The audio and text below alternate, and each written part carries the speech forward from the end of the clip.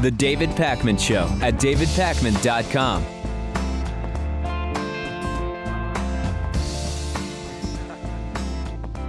We've all heard about the Koch brothers, and there's a really, really funny story going on with the Koch brothers and a different set of brothers who were Democratic donors. I'm talking about Tom Steyer, who's a retired billionaire financier. He's emerged as a really big Democratic candidate financial backer, and he plans to spend as much as $100 million this next election cycle pressuring officials to enact climate change legislation through a group that he co-founded called Next Gen Climate Action. He has a brother named Jim Steyer, who's a children's advocate, and he announced in February that he's launching a national political advocacy group. He's also talked about maybe starting a super PAC. So listen to this. I just love this. David and Charles Koch are big right-wing funders, okay? And one of the nonprofits, the conservative nonprofits that they fund, released a new web ad which counters some attacks, democratic attacks, on the money that the Koch brothers are spending. The group is called American Commitment. It's backed by the Koch brothers, and it spent $50,000 on this ad, which is going to run online.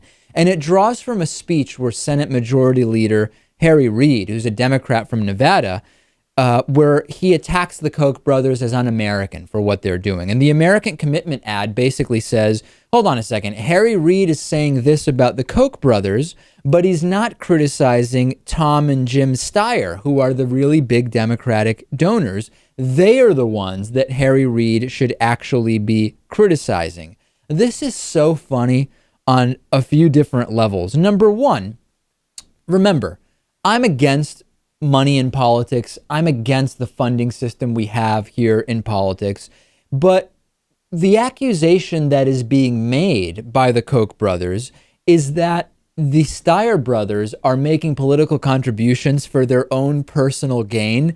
If I've ever seen an example of the pot calling the kettle black, that's exactly what the Koch brothers do. In fact, this ad was created by a group that the Koch brothers funded for personal political gain. I don't know if the irony is lost on them.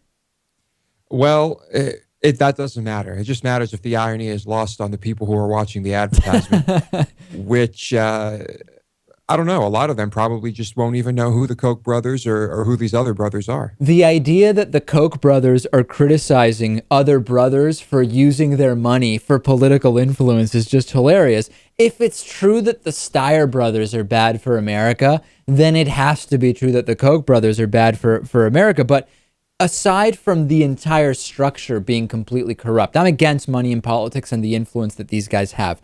But if we are to compare apples for apples, the Koch brothers stand for anti-education, anti-science, denying global warming, misogyny, being against LGBT rights, being against the women's right to choose what medical procedures make sense for them. They are against workers. The Steyer brothers want to save the planet and save children. So while I agree that they stand to benefit from some of these proposals and that the entire system is corrupt, if I have to choose, if I look at the agendas of the Koch brothers and the Steyer brothers, I'm certainly not going to choose the Koch brothers, Lewis.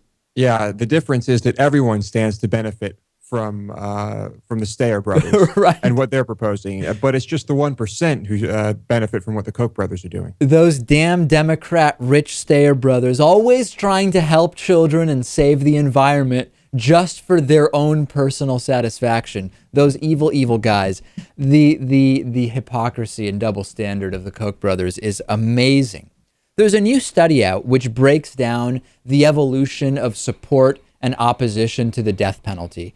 And not surprising to much of our audience, but maybe surprising to some people who haven't seen the numbers, if you support the death penalty, you are disproportionately likely to be white and not a minority, and also a white male, interestingly enough. According to a 2013 Pew Research Center survey, 55% of adults say that they favor the death penalty for someone who is convicted of murder, and this is compared to 37%, which is a minority but a significant number who oppose the practice.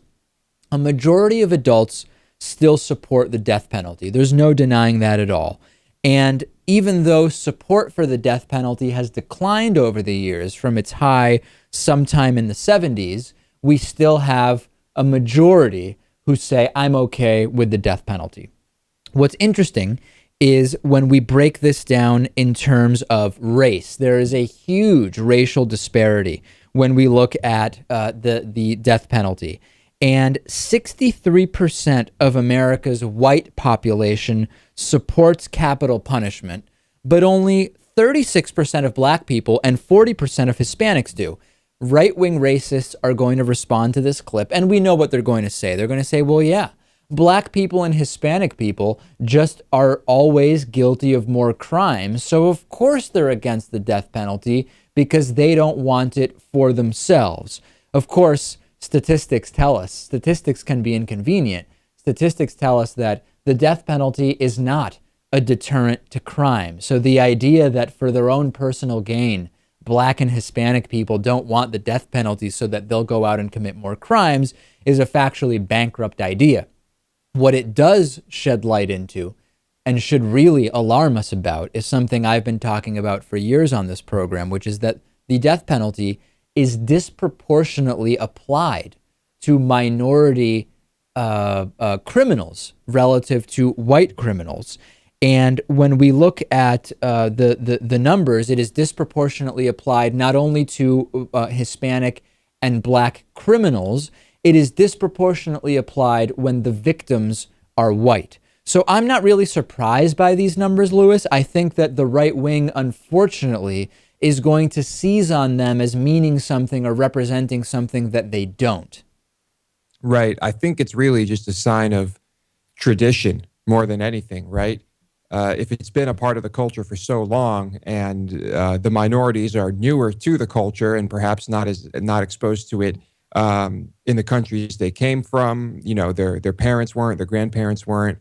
Maybe it's just that simple. Yeah, that's kind of the definition of conservatism, right? Keep doing things the way we've been doing them solely because that's the way we've been doing them. And if you are white, rich, and from the north of this country, you are disproportionately, exponentially less likely to ever face the death penalty than if you are black, poor, and from the south, assuming the same crime. Remember that, ladies and gentlemen, assuming the same crime. This encourages, it goes along all of the reasons that we oppose the death penalty, right? It encourages a system of revenge. It is expensive to administer. It does not deter crime. It's unfairly applied.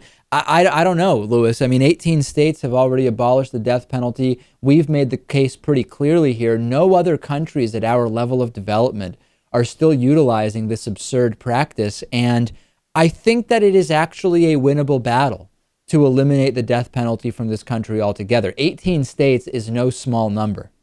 No, you're right. It's easily a winnable battle. It's just going to take time, like most of these battles, but we'll get there. Glenn Beck is being sued over his conspiracy theory, one of his conspiracy theories related to the Boston Marathon. After the Boston Marathon bombing last year, which we're actually coming up on the 1-year anniversary, Glenn Beck went on this personal crusade to prove that the Obama administration was engaged in a huge cover-up of the role that this Al-Qaeda operative played in the attack. And they said that there was involvement from the Saudi Arabian government. Glenn Beck went on the air and he gave the U.S. government 3 days to, quote, come clean about the cover-up before he was going to expose it. And after the 3 days passed and the government didn't come clean because, of course, there was nothing to come clean about, Glenn Beck went on air and he said that Abdul Rahman Ali Al-Harbi, who was injured in the bombing, was actually an Al-Qaeda control agent and, quote, money man who financed the operation and recruited the Tsarnaev brothers to actually carry out the bombing. So it turns out that Abdul Rahman Ali Al-Harbi was at the Boston Marathon bombing. He was injured. After he was brought to the hospital, police asked him if they could search his apartment. He said, of course, go ahead. And it was immediately made clear that he had nothing to do with the Boston Marathon bombing. Glenn Beck didn't care. He said, no, this guy was at one point a person of interest. It was a cover-up how he was ultimately found to be not responsible for anything. And ultimately, Glenn Beck's crusade did come to a grinding halt when he brought on a former INS agent onto his program. His name was Bob Trent.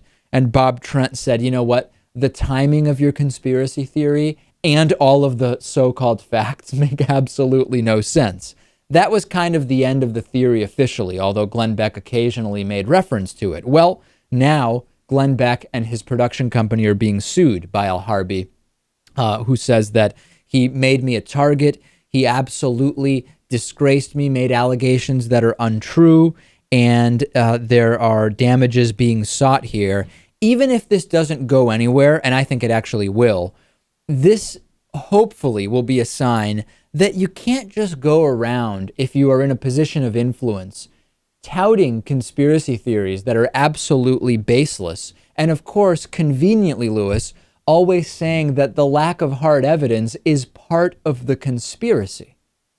Right. With guys like Alex Jones, these are usually much broader conspiracies, perhaps not pertaining to any one person. But here you have Glenn Beck accusing just one individual civilian of something incredibly heinous. And the other difference, Lewis, is even when people like Alex Jones do accuse a specific person, they're typically people that are already public figures. So like the president. So the negative effect on their daily lives is not measurable, right? But this is just a random student who was there, whose life is turned upside down by the fact that Glenn Beck is carrying on about how he's an Al-Qaeda control agent. Yeah, and I could have easily seen some crazed Glenn Beck fan trying to kill this guy because of Glenn Beck's outrageous conspiracy theories. Glenn Beck's rantings, remember the Tides Foundation, led to a guy being stopped with weapons on his way to presumably carry out acts of violence. And how people can't see through these theories when no facts are presented, right? You sit there and you listen to Glenn Beck. It sounds like there's data there. There's no data. There's only hyperbole and conjecture and circumstance. That is absolutely it. It's still very effective at influencing people's opinion. Yeah, it's very scary effective, but they consider this guy to be some type of prophet almost. A new study shows that children who eat fast food have lower IQs. Causation, correlation. That's really the question I have. This is a study that was conducted at the University of London, and it reports that children who consume more fast food in their adulthood have lower IQs than those who eat regularly fresh cooked meals. 4,000 Scottish children aged 3 to 5 were examined to compare the intelligence dampening effects of fast food consumption versus, quote, from scratch meals. And Dr. Sophie von Stum of the Department of Psychology at the University of London says, it's common sense that the type of food we eat will affect brain development, but previous research only looked at the effects of specific food groups on children's IQ rather than at generic types of meals. Higher fast food consumption by children was linked with lower intelligence, and this was even after adjustments were made for wealth and social status. There's another study from the University of Adelaide in Australia, which was published a couple of years ago, which shows that toddlers who consume junk food grow less smart as they get older. In that study, 7,000 children were examined at the age of 6 months, then again at 15 months and 2 years to examine their diet. When they were examined at age 8, the children who were consuming more unhealthy food had IQs that were about 2 points lower than those who were eating a wholesome diet. This is a fascinating study. I don't deny that, and I don't deny the effect of diet on intelligence and development. However, we have to ask, is this an instance of causation or correlation? In the sense that, number one, there's debate over the heritability, how hereditary IQ is. Let's assume it is to some extent hereditary, but still drastically influenced by factors during upbringing. If we assume that there is a slight tendency for the parents of the children who have the more fast food, the heavy fast food diets, to have slightly lower IQs already, we know that lower IQ in adulthood is linked, as is socioeconomic status, to higher consumption of fast food. So it stands to reason that the children who have more fast food are ending up with lower IQs, not necessarily as a result of eating fast food, but because at least the heritability aspect of it is related to their parents' lower IQs. Is this possible, Lewis? I think we have to ask this question. Yeah, I think so. But I do think that you have to admit that it is almost certain that stuffing yourself full of chemicals while your brain is developing certainly would have an impact. No question about it. I think that there are numerous factors here. I would agree with Lewis that there probably is some impact from the food, from the diet itself.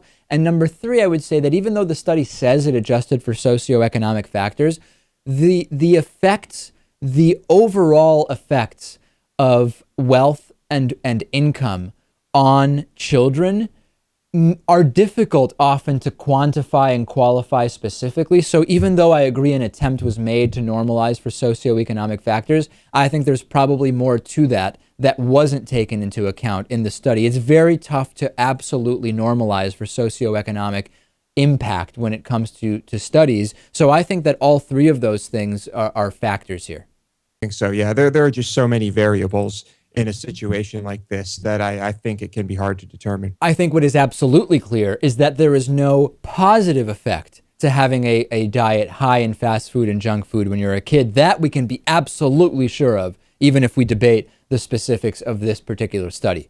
Let's take a break. We have a lot to talk about today. We will also be talking in a very interesting interview today about for-profit colleges. This is something we haven't talked about, I think, since the 2012 election. Stay tuned for that report. The David Pakman Show at davidpakman.com.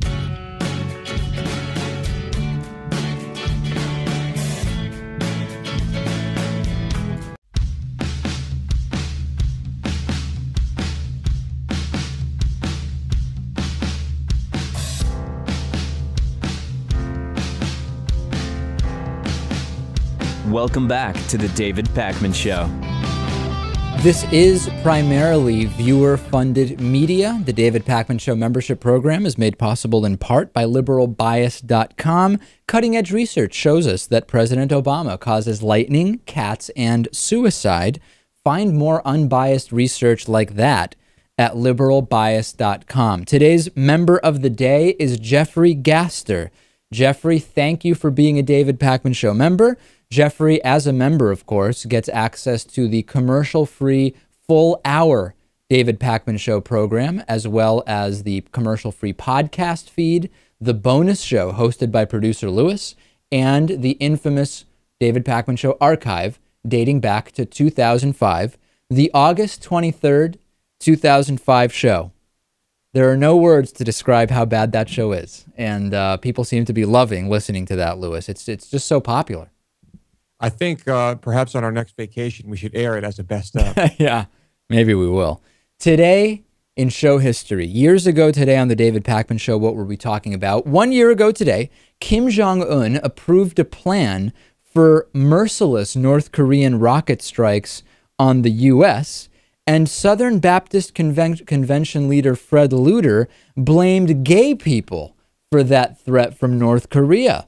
Very logical. It was just a amazing, scathing analysis of the negative effect that gay people were having on who knows what. 2 years ago today, Rick Santorum appeared to stop himself in the middle of calling President Barack Obama the N-word. Then he went on to deny that that's what he was about to say, and he made fun of a little kid for bowling with a pink bowling ball. That's Rick Santorum 2 years ago today. Hell of a guy. Too bad he didn't make that primary, you know? He really could have had some epic presidential debates. 3 years ago today, Tea Party Congressman Sean Duffy complained about how difficult it was for him to live on his paltry $174,000 a year salary. I really felt bad for him, Lewis, when he told us about how he was struggling. Yeah, it was very sad, David. It was quite the sob story. 4 years ago today, Bill Donahue explained that actually much of Catholic child molestation is not pedophilia, because technically some of those children had already gone through puberty. That convinced me that I don't need to worry at all about what's going on in the Catholic Church. And then 5 years ago today, Fox News hosted a former mobster to equate Democrats to the mafia. It was a hard-hitting piece of fair and balanced journalism, wasn't it? Yeah, that was a gem, David. I don't think they've done it since. Here's something really interesting. Doctors are going to try to save the lives of 10 patients that come in with either knife or gunshot wounds by placing them into something that is close to a state of suspended animation, buying them time to fix the injuries. They would be technically, according to some of the doctors, neither dead or alive. They would be cooled down and placed in suspended animation in the next month. And they actually have a team on call at UPMC Presbyterian Hospital in Pittsburgh, Pennsylvania, to perform an operation which is going to give doctors time to repair injuries that would otherwise be lethal. Samuel Tischerman, who's a spokesperson, a surgeon at the hospital, says, "We are suspending life, but we don't like to call it suspended animation because it sounds like science fiction, so we call it emergency preservation and resuscitation." The technique actually involves replacing all of the patient's blood with a cold saline solution, which rapidly cools the body and almost brings all cellular activity to a stop. They say if a patient comes to us 2 hours after dying, you can't bring them back to life. But if they're in the process of dying and you suspend them, you have a chance to bring them back to life after the structural problems have been fixed. That's according to Peter Ree, a surgeon at the University of Arizona in Tucson. I think he actually was involved, I recognize his name, in Gabrielle Gifford's treatment after she was shot in Arizona. The benefits of cooling the body or inducing hyperthermia have been known for a really long time, but this is taking that really to the next level. And they tested this with a pig's heart, where they caused a massive hemorrhage in a pig's heart, then cooled the pig with this same technique, fixed the problem in the heart, and then the pig naturally came back to life, or the heart started beating again. They're not sure if with humans you would need to jumpstart the heart via defibrillation or not. I kind of take issue, Lewis, with whether you would really be between life and death or dead, right? I mean, if you're clinically dead, that is one thing, if there is no brain and heart activity. So in that sense, you are temporarily dead and then could be brought back to life. But by some definitions of dead, death is the permanent ending of vital processes in the tissue or cell. So by that definition, if you can come back from it, it's not really death because it clearly wasn't permanent, right? Yeah, it's funny because I think whether or not a person is dead ultimately comes down to whether or not they are pronounced dead by a doctor at the scene, you know? As we see many times, they can mess that determination up both ways, and we've seen it happening. So we're going to follow this. This is very, very interesting. Cooling people down, suspending them, and then bringing them back. Very interesting. Pat Robertson has reached a new low or a new high, or I don't know what you would call it. He brought on conservative activist Daniel Lapin. Daniel Lapin is the religious right's favorite rabbi, who also was tied to the Jack Abramoff corruption scandal. He went on Pat Robertson's 700 Club program, and he wanted to tell Pat Robertson about his new book on ancient Jewish wisdom when it comes to making money. Wow, this guy is really doing wonders to not support common and recurring stereotypes about Jewish people. Robertson introduced him by asking, what is it about Jewish people that makes them prosper financially? And then I'm going to play a clip after where you hear Pat Robertson say that Jews spend their time polishing diamonds rather than fixing cars. Watch this. What is it about Jewish people that make them prosper financially? Well, you'll almost never find Jews tinkering with their cars on the weekends or mowing their lawns. That's what Daniel Lapin says. And there's a very good reason for that. And it lies within the business secrets of the Bible. When you correctly said you won't, in Jewish neighborhoods, you do not find Jews lying under their cars on Sunday afternoon. No, I pay one of the best mechanics around to take care of my BMW. That's what I do. I'd be crazy to take my time doing it myself. Polishing diamonds, not fixing cars. Exactly. I'm taking care of what I can do best, and then I'm happy to pay him. At the end of the interview, just to give you a little more context, Lapin also said that the United States has embraced a Marxist government that, quote, turns people into slaves. This is particularly upsetting because most American Jews are very, very liberal. Pat Robertson seems to have found the guy who isn't. What would Pat Robertson and Daniel Lapin's reaction be to being told, 83% of Jews voted for President Obama in 2008, and Jews are really, really liberal? The funny thing, though, about Pat Robertson talking about Jews polishing diamonds, which is kind of this old stereotype of Jews that exists, is that there are widespread allegations about Pat Robertson and diamonds, where Pat Robertson used his supposed humanitarian religious trips to Rwanda to exploit locals for diamonds. And so Pat Robertson is the last person, Lewis, who should be talking about anybody in diamonds. He seems to have a pretty sordid past with diamonds.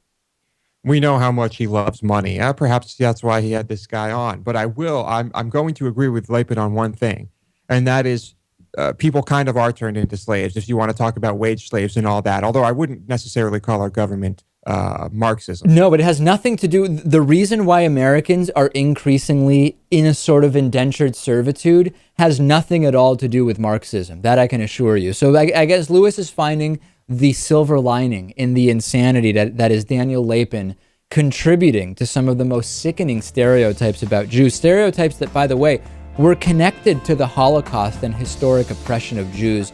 Just a disgusting guy. I guess a good match for Pat Robertson. Let's take a quick break. David Halperin next on For-Profit Colleges. The David Pakman Show at davidpakman.com.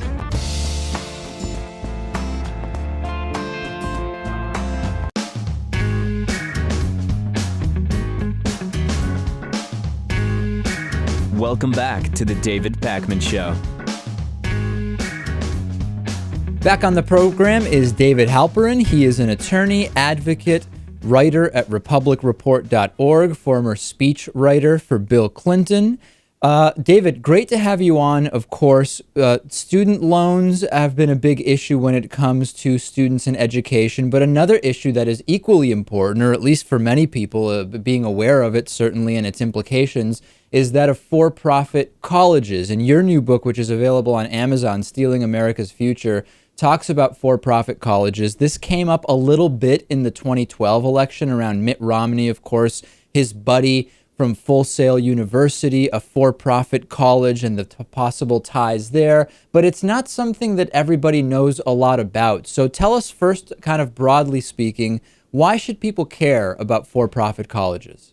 Well, David, thank you for having me on again. This is a very important time for people to get engaged on this issue.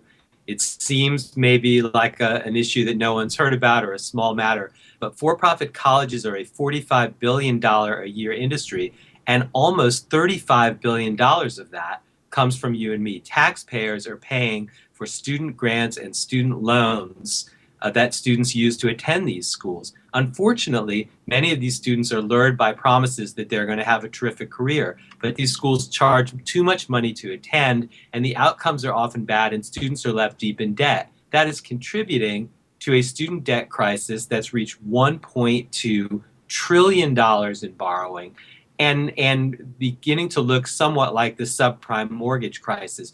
For-profit colleges have 13% of the students, but they have 47% of the defaults on these loans. And that could lead to disaster if more and more of these loans default. Also, students who are in default on loans or way behind in their loan payments can't get married, can't buy a car, can't buy a house.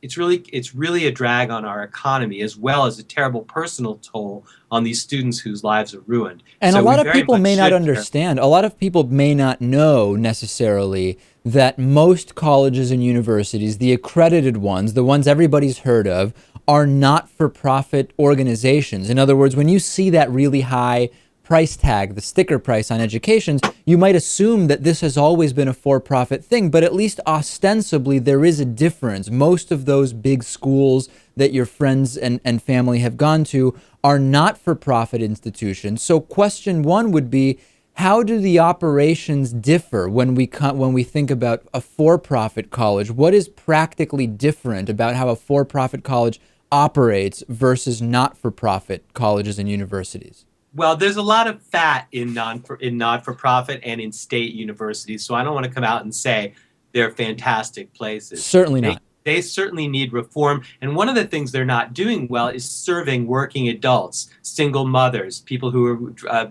finished with military service, and people who are looking for potentially classes at night, online classes. These schools are basically, their budgets have been cut in part because so much money is spent on for-profit colleges. So they're in the business of actually turning students away, and for-profit colleges are all over them. And this is where things get bad, because for-profit colleges recruit through boiler room operations, high-pressure sales tactics, manipulative sales tactics, and false statements to students. They are relentlessly driven by what they call, by signing up students. The students are referred to as pieces of business or asses in classes. It's a very cynical environment, and it's all about signing up as many students as you can, get them in the door, and then more than half of the students who enroll drop out within 4 months. And the Department of Education recently determined that of the programs they looked at in for-profit colleges, 72%, their graduates on average were earning less than high school dropouts. That's exactly right. There's also another study, David, which I'm sure you're familiar with. There's a Stanford study by Hawksby and Avery, which shows that there appears to be no evidence that students career-wise and income-wise will truly gain from obtaining any of these certificates or degrees from a lot of the for-profit institutions, that there will not actually be, if you consider the cost and the opportunity cost of being there and not working as many do, that you won't be further ahead in terms of your earnings, your overall earnings, by having completed one of these programs. That's right. I mean, some programs work. And even within the bad schools, there are good teachers and good students trying to do something to make their lives better. But overall, how is this different? There's a lot of cynicism. It's driven by profit. And worse than that, they come to Washington now and argue, how dare you assault our free market system? Well, for-profit colleges many of them get 90% of their revenue from taxpayers. So it's not a free market program. It's a government program. And the fight in Washington now is about, should there be rules so that the programs are required to help students, or should there be really no rules, a Wild West where the whole goal is to abuse students, and the more you abuse students, the more money you make? There seem to be some key differentiating factors. Not all for-profit institutions are the same, in the same way that not all not-for-profit educational institutions are the same. One issue is that of accreditation, and whether the credits you obtain at one of these institutions would be valid or recognized by either employers or other schools. You talked about the high dropout rate. Talk a little bit about how some of these programs are marketed in a way that makes them seem as if they are no different than the degree or certificate you would obtain elsewhere, but the credits would not transfer to other institutions because it is not an accredited program. Many of these schools are accredited. The problem is that the accreditors roll over. They have for-profit college representatives on their board. They're outmatched financially. The for-profit colleges threaten to sue them. This is something that's happening now if they push back on the accreditation. So they are accredited, but just the accreditation doesn't mean that much. National accreditation is often a weaker standard, yet they'll say to students, look, we're not regionally accredited, we're nationally accredited, that's better, which is just one of the many misrepresentations that they make. They also often say that our program will allow you to have this particular career as a dental assistant, as a psychologist, licensed psychologist, when in fact they haven't applied for the additional accreditation that would make that possible. They lie to students about this. Students come in and they don't get the job. One of the schools, maybe we talked about this when I was on your show, told a woman, in fact, she came and she said she wanted to be a nurse. This school, in fact, was partly owned by Mitt Romney. And the school said, well, we don't have a nursing program, but we have a program for a medical assistant, and that will put you on a fast track to being a nurse. She took the program. She spent something like $25,000. She took out that much in loans. And at the end of it, they said, oh, did we say medical assistant? We meant medical office assistant. You're not qualified to be a medical office assistant. which of course you don't need any degree at all for. If you want to be a medical assistant, that'd be another year, another $12,000. She sued, and a jury in Missouri awarded $11 million in punitive damages when she only asked for $2 million. So people are starting to be outraged by this misconduct. The other thing I want to touch on briefly is there's this idea sometimes that whatever it is we're talking about, whether it's health insurance, whether it's education in this case, whatever it is, that the for-profit free market will do a better and more efficient job than will any state or government organization or nonprofit.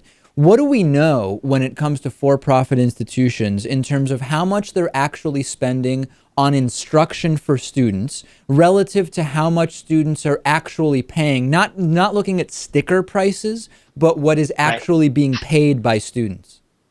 Okay, those are very good questions, David.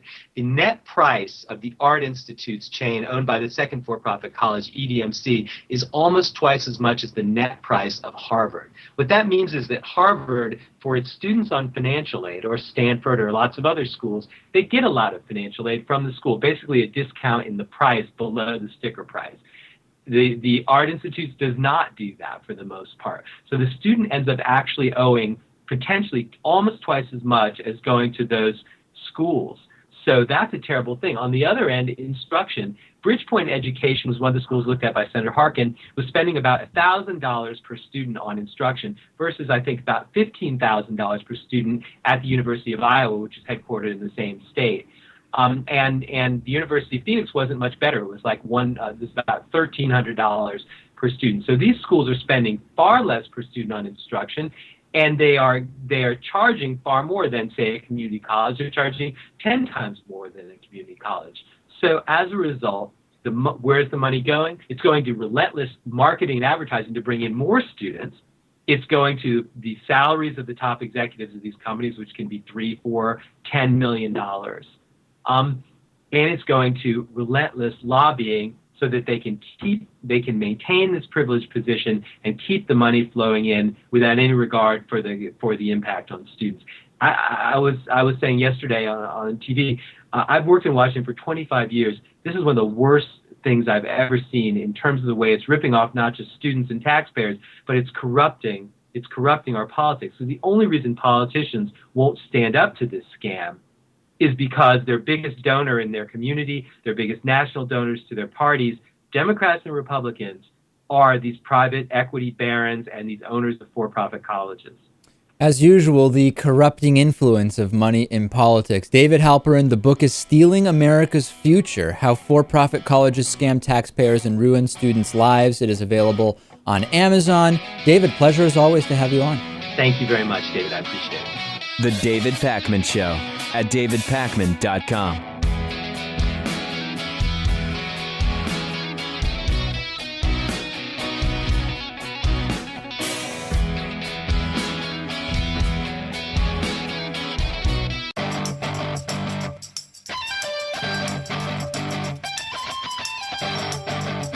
The David Pakman Show at davidpakman.com.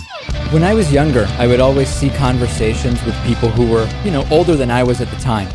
And they would really be unsure of how old people were who were younger than them. So they would ask, for example, when I was in high school and working at Circuit City, an older couple I sold a laptop to thought that I was already like in my late 20s, for example. And you always come across these instances. And I always thought, that's never going to happen to me. How could these people not realize, not be able to just estimate, at least within 5 years, how old someone is?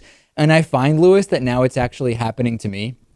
Over the weekend, I was back in Massachusetts, and I was introduced to, first, someone else who was babysitting for someone I know, right? And I walk in and I say, oh, nice to meet you. And I say, this is probably like a 14 or 15-year-old. I mean, it seems like this is a kid, only to find out it was a senior in college, in undergraduate. It was a 22-year-old.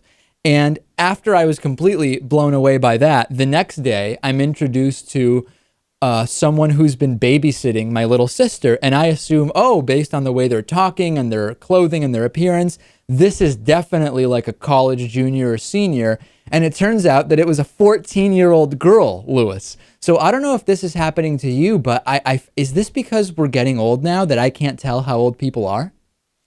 Well, you're always going to run into people who look a lot younger than they are or who look a lot older than they are. Yeah. So I guess this could have been two of those situations that just hit you in close proximity. But I don't know. I mean, I check IDs all the time. So I am frequently finding that I am mistaking people's ages when I look at their IDs. Yeah, I don't know. And it's only started happening to me in the last couple of years. Although I do remember there was one time, for some reason this sticks in my mind, where I was 21 and I was out somewhere, 21 or 22, and I was out somewhere on New Year's Eve, and I was introduced to two women who I thought were about my age, and it casually comes up that one of them was 38 years old. And at the time, I was so shocked. Everybody I was hanging out with was shocked, where we asked to see their IDs, and case in point, they were 37 and 38 years old. And since then, I was able to avoid these just embarrassing incongruencies in terms of how old people look and how old they are. Maybe this is just what happens once you turn 30. You can't tell the difference between a 12-year-old, an 18-year-old, and a 22-year-old. I don't know. It's scary stuff. Well, we do know that your eyes are probably going to get worse over time. So maybe that's what's happening. Yeah, but I mean, with my contacts, I have 20/20 vision right now. So I don't know that that's exactly what's going on. Hey, a quick update involving Natan and the Stephanie Miller Show. As people know, Natan over the summer went over to Los Angeles. He's on the West Coast, and he was actually there creating the TV version of the Stephanie Miller Show. He was so highly regarded after creating the David Pakman Show TV show that the Stephanie Miller Show contacted me, asked, do I know anyone who might want to spend a little time on the West Coast who could help them get a show going? And that person was indeed Natan Pakman. And someone actually emailed into Stephanie Miller saying that, Stephanie, when you talk about all the good shows on Free Speech TV, you should really be mentioning Natan's brother's show. Check out the clip. Freespeech.org, by the way. And Jill Natan writes, when you're listing the other great shows on Free Speech TV, along with the Bill Press Show, Ring of Fire, Tom Hartman, Democracy Now! With Amy Goodman, and yours, of course, please mention your buddy Natan's show, The David Pakman Show. That's Natan's brother. Is it your actual brother? What kind of nepotism is going on around here? Any of your other relatives have a show? Natan used to be on it when the show was in Massachusetts before David moved to New York, and Natan came to you. I didn't know how we got Natan. I thought it was in a trade for an Anaheim Duck, and then it was something about a, TV director. And a pick to be named later. Right. Yeah. Yeah. I thought he was in the, witness protection program. I wasn't really sure. I'm a You're helper. just a figurehead. I'm a helper, so I said yes. Yeah. It's a very sketchy background. David's on Free Speech TV too, another great sexy liberal, as well as his show. Yay! Exactly. Help keep us all on Free Speech TV, won't you? I like this. I think this is a new thing, Lewis. If you can get the David Pakman Show mentioned either via an email or because ideally you call in and mention the David Pakman Show on our website on any of the major radio programs, or this could be on the liberal side, Stephanie Miller, Tom Hartman, Ed Schultz, whatever. On the conservative side, if you can get a David Pakman Show mention on air, on the Hannity Show, Mark Levin, any of those guys, there's a free t-shirt and membership in it for you. This could be really good. I think that our audience is very good at getting on air on other shows. Get us the clips or let us know when it happens, and there'll be some prizes in it. I think that this could lead to very funny stuff.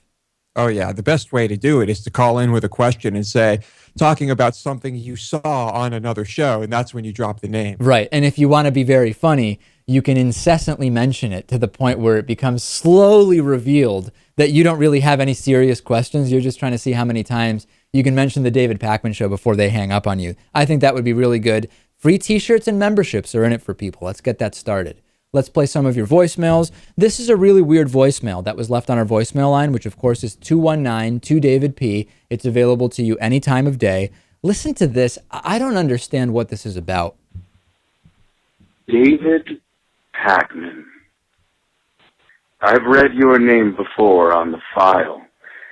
You know, I thought you were dead, David. Yeah. They say they found your corpse on that icebreaker rig up in Russia somewhere. But I knew you were too smart to be dead, David. I'm about to tell you the truth about everything. Yeah, it just goes on and on like this. And I Googled some of the phrases to see if it's like from some kind of meme or if it's some kind of joke, like an ongoing joke. I found nothing about it, Lewis. It seems like it's just some creative trolling, I guess, right? I just don't understand what the gotcha is. That's the problem. Here's one more voicemail. Take a listen to this. Yo, David P. Patty D from Minneapolis. Just heard the interview with Larry Stone, and I loved it. I thought it was great, and both presented your views nicely.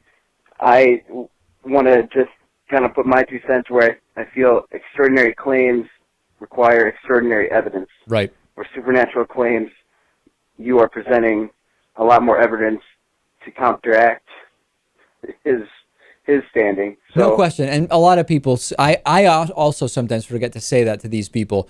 You are making an extraordinary claim, a claim that would violate everything we know about today's laws of nature and science. So you are the one required to present the extraordinary evidence. On today's bonus show, we will talk about fraud and the Vatican Bank. We will talk about what's going on with BlackBerry and much more. DavidPakman.com/membership. Don't miss today's bonus show.